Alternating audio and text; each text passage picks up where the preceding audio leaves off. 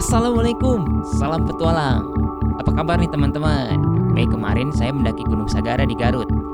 Di video ini saya pengen sharing nih proses pendakian dari awal sampai puncak.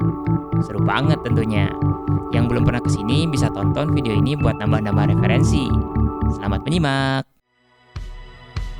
Jadi, saya berangkat pagi hari dari Bandung menempuh jarak sekitar 70 km buat sampai di basecamp Gunung Sagara, Garut. Seperti biasa, saya bertualang dengan Vespa kesayangan. Kali ini saya Vespaan nggak sendirian nih, ditemenin sama temen, namanya Kang Wendy. Jadi kami bersama-sama bervesparia untuk sampai ke basecamp Gunung Sagara. Sebenarnya niatnya mau mendaki Gunung Sagara via basecamp Sagara. Modal kita buat sampai ke basecamp cuma pakai Google Maps. Dan kita anteng-anteng aja gitu ngegas Vespa sambil dengerin petunjuk arah dari Google Maps. Dan celakanya Google Maps malah ngarahin kita ke basecamp Tajur Kidul.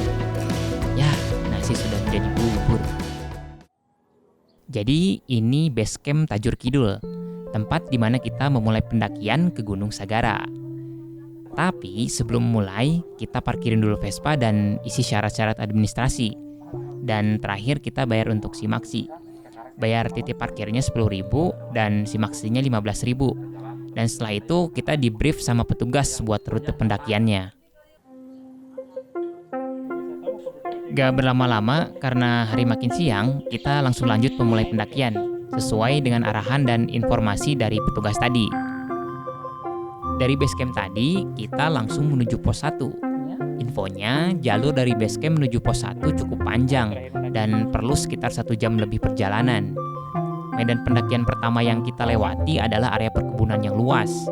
Dan dari sini kelihatan pemandangan indah alam di sekitar yang menjadikan mata betah untuk melihat ke kanan dan ke kiri. Terus jalurnya juga landai, jadi kita enjoy aja gitu jalan sambil lihat pemandangan. Tapi kita juga hati-hati karena di jalur ini juga ada motor dari petani yang berlalu lalang bawa hasil panen. Jadi sesekali kita berhenti ke pinggir untuk ngasih jalan biar motor lewat.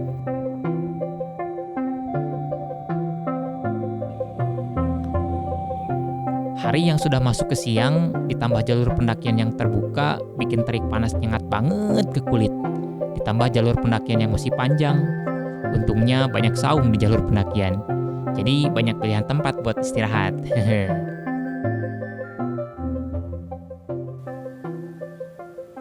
Jadi ini lagi break dulu di saung di tengah kebun cengek, kebun cabai. Belum nyampe pos 1. Masih jauh katanya. Terus treknya panjang banget dari base camp ke pos 1 ini. Belum nyampe pos 1. Gesaheo.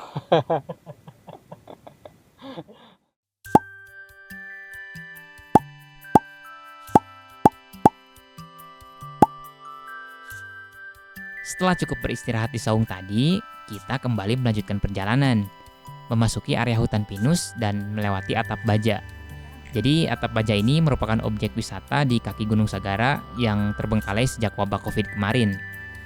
Sebenarnya bisa aja kita break lagi di sini. Tapi mengingat hari sudah semakin siang dan awan juga udah mulai kelihatan mendung, kita lebih memilih untuk meneruskan perjalanan. Dan sebelum tiba di pos 1, ada curug kecil yang airnya kita manfaatkan buat ngisi botol minum dan wudhu sebelum sholat di pos 1 nanti.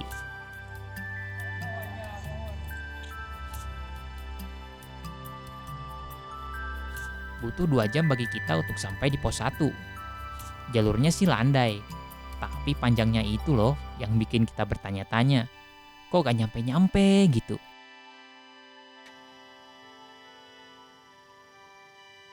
Dari pos 1, setelah break sholat, kita langsung lanjut ke pos 2.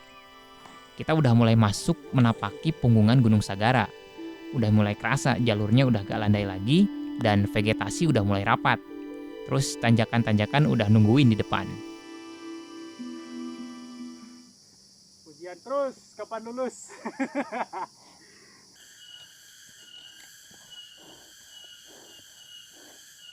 Pos 2 lainnya.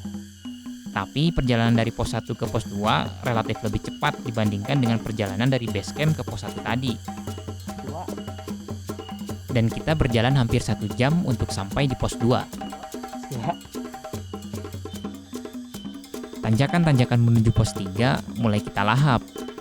Tapi karena kita mulai kecapean, speed kita juga mulai melambat. Kadang-kadang berhenti di jalur buat duduk. Sempat kepikiran juga sih, nyesel ngambil jalur ini. Kenapa nggak balik lagi gitu sebelum parkirin Vespa tadi buat ke Desa Sagara? Ya, tapi nggak ada gunanya juga sih mikir kayak gitu. Yang ada malah makin nyesek.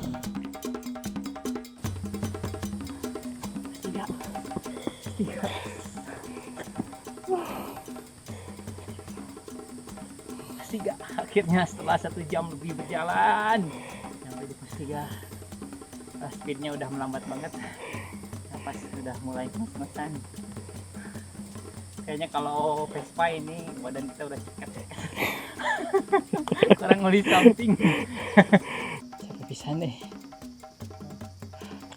Jalurnya di luar ekspektasi.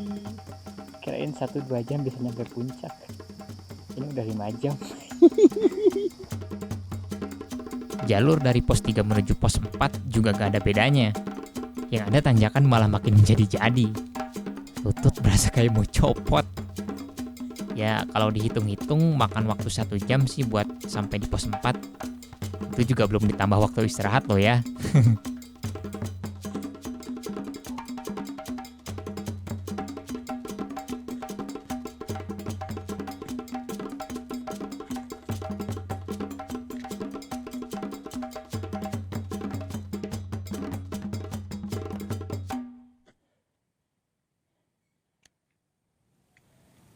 Pos 4.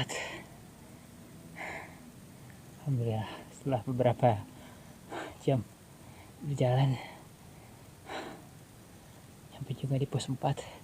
Artinya puncak juga sebentar lagi, karena pos 4 ini pos terakhir sebelum sampai di puncak. Alhamdulillah. Emang iya mah juga buru ya. Cocoknya hidup di air. Minum terus untuk kesehatan.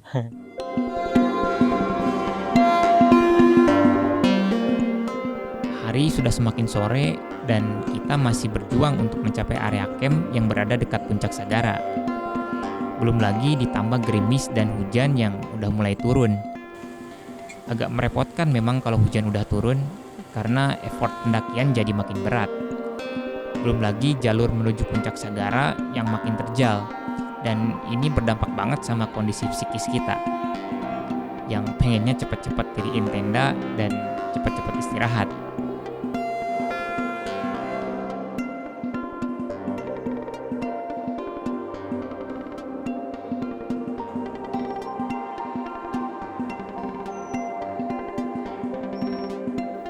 Dan akhirnya kita sampai di area camp sekitar pukul 6 sore. Terus malamnya gak banyak aktivitas yang bisa kita lakukan karena kondisi fisik yang udah capek dan udara di luar juga sangat dingin.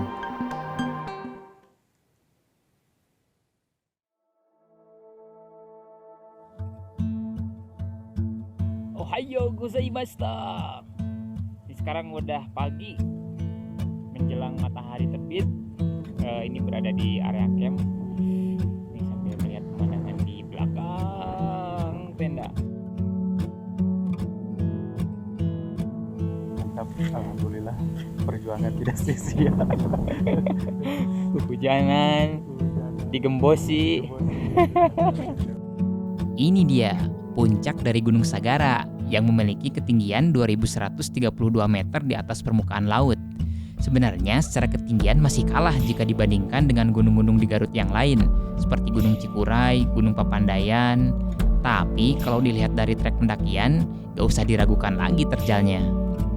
Meskipun begitu, setelah berada di puncak, semua kepayahan selama mendaki akan terbayarkan dengan panorama indah yang disajikan. Gunung-gunung megah yang terbentang luas jauh mata memandang, hamparan tekstur hijau daratan yang indah, membuat kita terpesona dan kagum akan penciptaan dari Yang Maha Pencipta.